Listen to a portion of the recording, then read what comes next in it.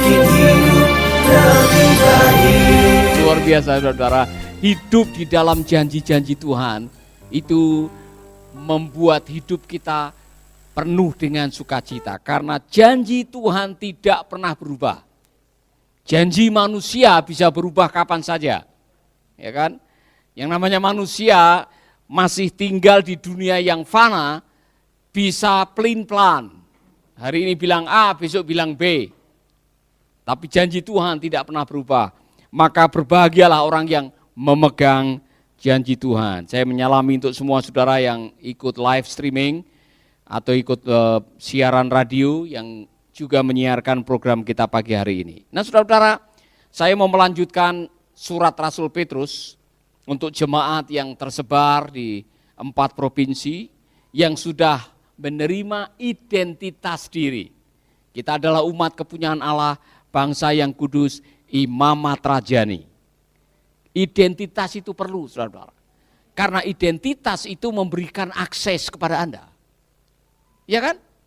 Saudara mau keluar negeri harus punya identitas. Ketika identitas saudara tidak jelas, Anda bisa terperangkap di airport. Ada film yang mengisahkan mengenai orang yang bepergian ke Amerika, pada waktu dia pergi negaranya berubah. Sehingga pasportnya dia tidak berlaku. Coba saudara bayangkan, Anda terjebak di airport bertahun-tahun karena negara Anda tidak jelas. Dan itu bisa menjadi masalah. Saya pernah diinterogasi 3 jam, kembali dari Meksiko mau pulang ke Amerika, saudara di perbatasan tidak boleh melanjutkan perjalanan karena di dalam paspor saya itu namanya tidak ada nama keluarga. Orang Jawa tidak punya FAM, tidak punya marga. Nama saya Wiratno, itu saja. Jadi Paulus itu nama baptisan. Dan itu tidak masuk di akte kelahiran. Karena tidak ada nama keluarga, dicurigai asal usulnya dari mana. Ya kan? Sehingga diinterogasi 3 jam, saya kasihan dengan istri yang menunggu. Ya kan? Atau kamu ikut ya? Oh, kamu kasihan sama aku. Luar biasa. Nah, saudara-saudara, ujung-ujungnya mereka meneliti lahir di mana, di daerah mana, tanggal berapa, ditelusuri. Waduh, saya dianggap berbahaya karena kelahiran saya tidak jauh dari tempatnya Mbak Asir. Waktu itu, dipikir saya teroris, saudara-saudara. Sehingga telepon sana, telepon sini, akhirnya petugas yang baru datang. Kemudian petugas yang lama shiftnya sudah berakhir. Dicek, dari mana? Indonesia. Ternyata Indonesia sudah dihapus dari negara yang dicurigai. Langsung Anda boleh keluar. Waduh saudara-saudara, itu sukacita yang luar biasa. Tapi itu pelajaran. Identitas itu sangat penting. Karena identitas bisa memberikan akses kepada saudara. Saudara mau buka rekening? Mana KTP-nya? Mau ikut vaksin? Mana KTP-nya? Mau nikah? Mana KTP-nya? Mau mati? KTP pun diperlukan pada waktu mati. Masuk surga? Saudara, masuk surga perlu identitas yang jelas. Harus sudah menerima percikan darah Yesus, umat kepunyaan Allah. Sehingga saudara memiliki future. Orang yang punya identitas memiliki masa depan yang jelas. Yang sudah kita bahas adalah and the future start now. Persoalan, untuk Anda bisa menikmati masa depan, saudara memerlukan sebuah kebiasaan dan harus berani membuang ini. 1 Petrus 2. Ini penting sekali buat Anda semuanya. 1 Petrus 2 ayat yang pertama dan selanjutnya, saudara akan menemukan kebenaran ini. Karena itu, buanglah segala kejahatan. Karena itu. Jadi karena itu adalah sebuah kalimat kelanjutan. Kelanjutan dari apa? Kelanjutan dari pasal 1. Pasal 1 adalah pasal mengenai status Anda dan apa yang akan Anda alami untuk supaya status Anda tetap dengan Anda. supaya janji Tuhan akan Anda miliki. Nah, untuk bisa memiliki apa yang menjadi janji Anda ini, saya mau katakan kepada saudara-saudara, buanglah segala kejahatan. Seperti apa? Segala tipu muslihat, segala macam kemunafikan, kedengkian dan fitnah. 4 kejahatan ini harus Anda buang, sebab kalau Anda tidak membuang ini dalam hidup saudara tiap hari, the future yang dibilang the future kualitas hidup yang luar biasa yang Tuhan gambarkan dalam pasal 1, bisa-bisa Anda tidak bisa memilikinya. Bersukacita dalam menghadapi kesulitan, saudara menjadi umat yang dipelihara oleh Tuhan melalui iman, saudara menjadi orang yang berpengharapan dan harapanmu jadi hidup.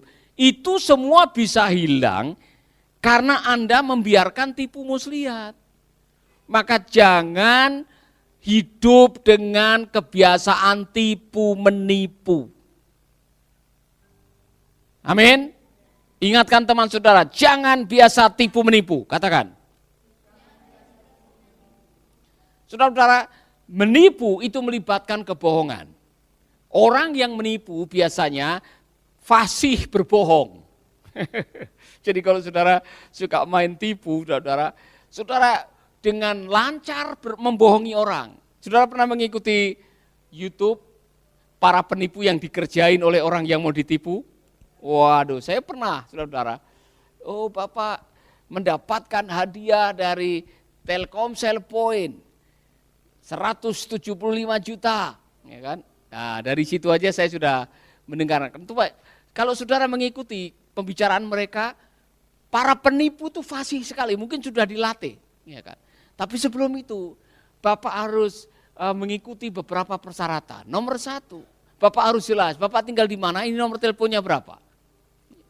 Setelah itu Bapak ikuti nasihat kami, Pak harus store uang administrasi.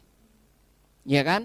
Ini caranya nomornya sekian, Pak pergi ke ini ATM. Nanti kami tuntun. Nah, saudara-saudara, kalau Anda tidak bisa memahami, tidak bisa paham apa yang sedang mereka lakukan, Anda bisa ketipu. Karena apa?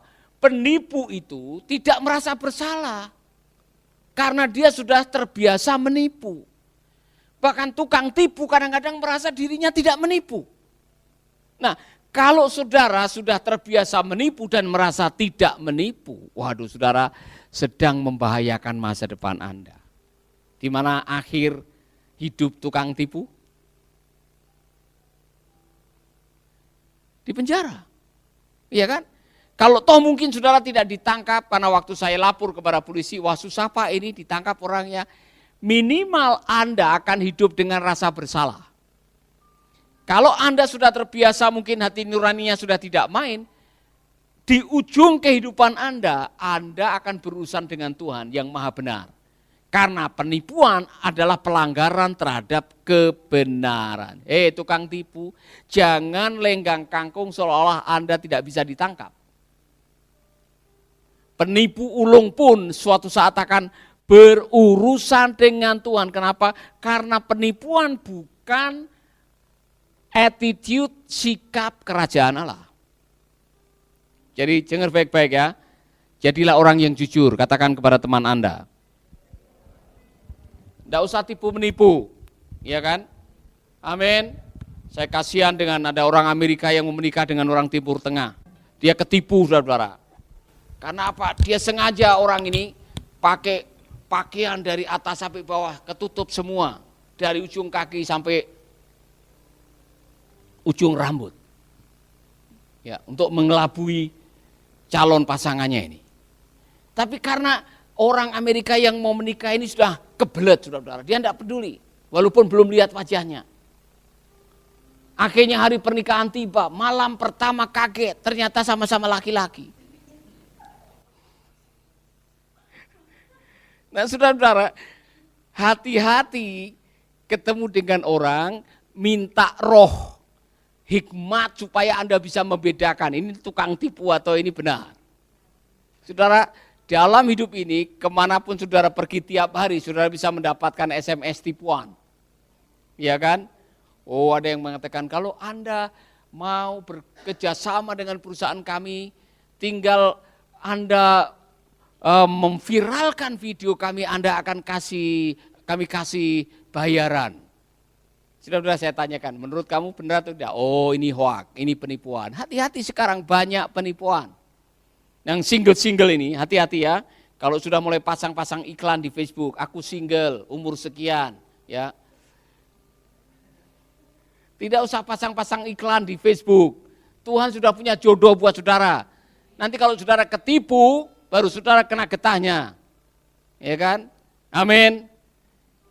Kasih ingat, jangan suka menipu, karena di dalam penipuan ada unsur kebohongan, dan kebohongan selalu bermasalah di hadapan Tuhan.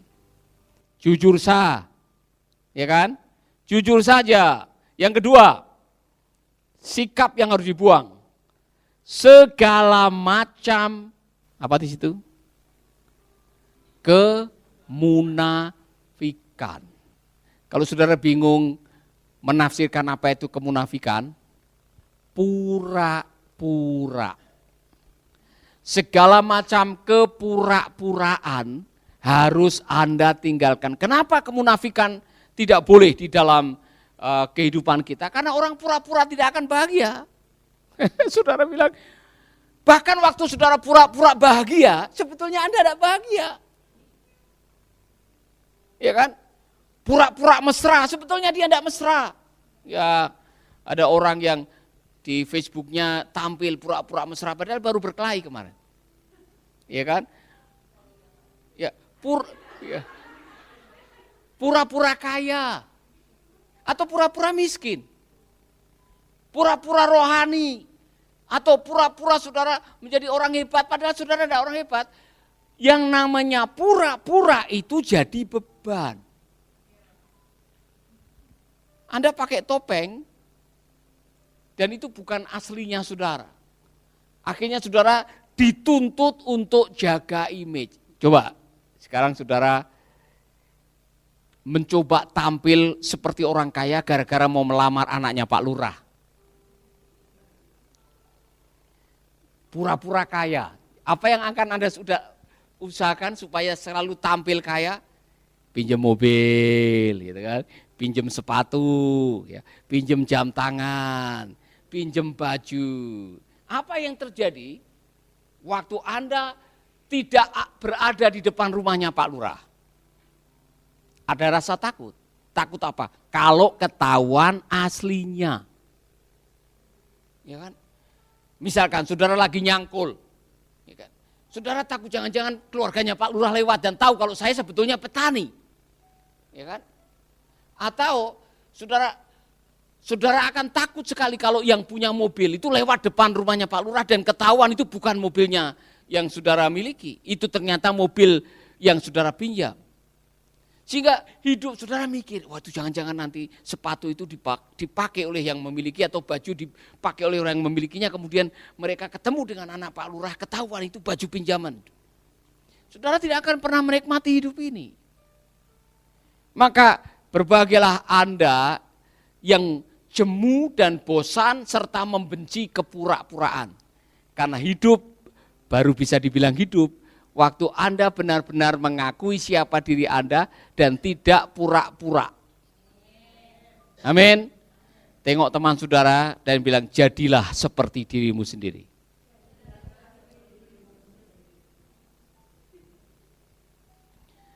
Orang yang munafik adalah orang yang pura-pura bersih, pura-pura agamawi, pura-pura rohani, motivasinya salah.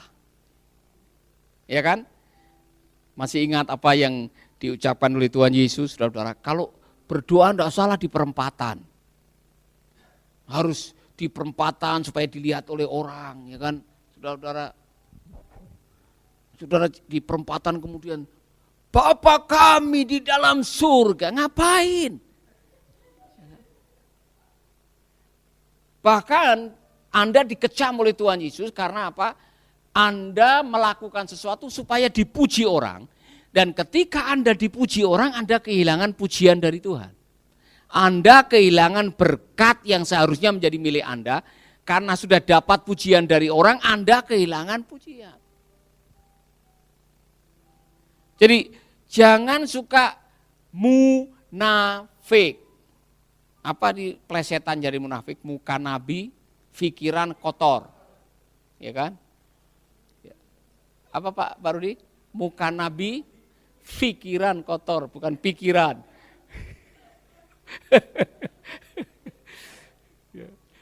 Dan saudara, kita semua bisa seperti itu. Kemarin dalam pembahasan dengan para hamba Tuhan, kadang-kadang kita ini tuntutan peran, kita paling gampang pura-pura. Dan saudara yang masuk dalam pelayanan, karena tuntutan peran, walaupun hati sedang galau, pikiran sedang kacau, saudara sedang bermasalah dengan hubungan, di depan waktu memimpin jemaat, pimpin pujian harus tampil seolah-olah tidak ada apa-apa. Haleluya! Tuhan baik, saudara-saudara. Ada amin. Firman Tuhan mengatakan kita harus mengasihi sesama. Padahal dia baru mukulin istrinya. Waspadai. Saya pernah, saudara pernah, yang melayani Tuhan. Kita sedang melayani dengan hatinya sedang ambiar, tapi kita harus ngomong seolah-olah semuanya serba baik, ya kan? Waspadai, kita tidak bisa lama-lama hidup dalam kepura-pura. Bahaya, orang yang munafik itu jadi batu sandungan. Dan Anda menjadi penghalang terbesar untuk kemajuan pekerjaan Tuhan. Saya ulangi lagi, penghalang utama pelayanan Yesus adalah orang Farisi, tua-tua agama, bukan iblis. Karena iblis sudah gagal menjatuhkan Tuhan Yesus di awal pelayanan. Iblis tidak bisa apa-apa. Yang menghalangi pelayanan Yesus, yang menghalangi kemajuan pekerjaan Tuhan, bukan iblis, tetapi orang Kristen yang pura-pura. Sahabat,